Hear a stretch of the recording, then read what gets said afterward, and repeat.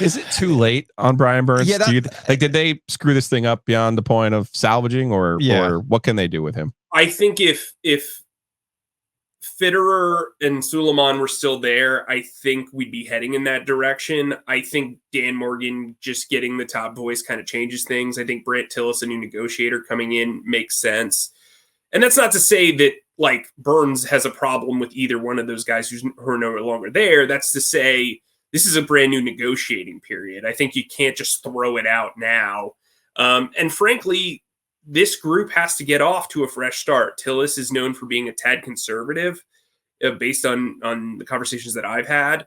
So I think they're going to have to find a common ground. I think it's to everybody's benefit because, frankly, he doesn't have the trade value that he did in 2022. And he also doesn't have the contract leverage that he had in 2022 or really last year. The rise of the salary cap makes his franchise tag number extremely palatable. They have wiggle room around that. That's okay. I think we actually might see a record number of franchise tags this year because of how palatable it is now because of that excess cap. And then also, like, you look at two guys who were outperforming him last year, got traded at the deadline for a second and third round pick, Montez Sweat, who got a massive contract extension, but that wasn't necessarily part of the deal.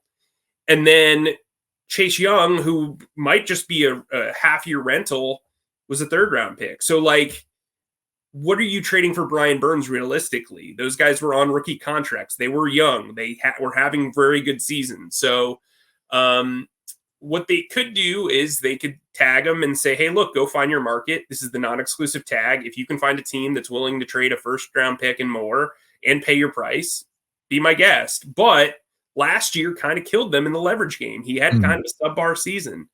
There are guys who are going to be in free agency, Bryce Huff, who had a better year than him.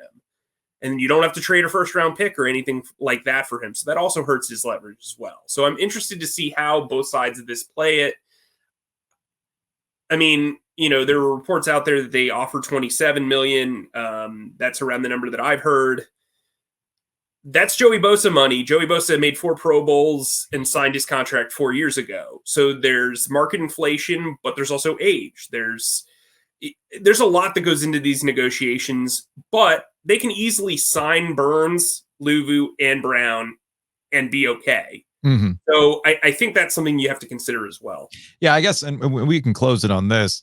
At first, I thought, okay, well, the window seems to have closed on Brian Burns in terms of leverage. So why would you tag him and trade him? Because I've seen that float around. Tag and trade. I'm like, but what are you really going to get in return for this? I understand the desire to do so because you're trying to replenish your draft picks, but is it really worth it? So the question then becomes, what is digestible for the Panthers as the salary cap continues to go up? Because sometimes I'm of the mind of, yeah, you might lose the negotiation when the press release goes out, but these things happen over time. And as things go up, this contract actually might look pretty good in the long run. I always made that argument when it came to Christian McCaffrey when they signed him. Like, yo, that contract will look good in a couple of years. So do you see a scenario where Burns does get signed and that based on coaching change and who they can put around him, his numbers actually go up? Because I don't know about you. I mean, I'm not Mr. Football coachy guy here, but I mean, it's pretty easy to isolate Brian Burns when the rest of the defense didn't really hold up their end of the bargain. Yeah, and I think that's fair. And I think it's also fair to say that they never really led in games. So that also plays into pressure, that plays into sacks. I think he's got a case. Like, I don't think that you should be in the business of letting a top 3 player on your team go. I think it would be prudent for them to re-sign him. But I also think you've got to do it within reason, right? Like, you can't be held hostage by a contract. I think that's probably what Tillis and Morgan really have to figure out, because they're going to have a ton of cap space next year. And what you can do is you can sign them to a massive signing bonus and spread that total out throughout the years, where you have a ton of landing room to make all these deals. That's the thing.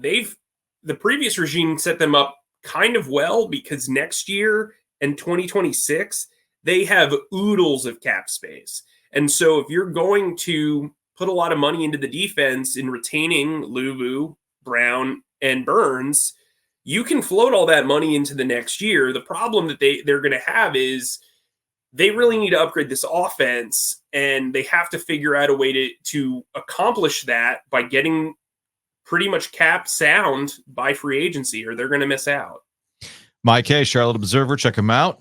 We appreciate the time and your Panthers insight, and enjoy the Underwear Olympics. Thank you.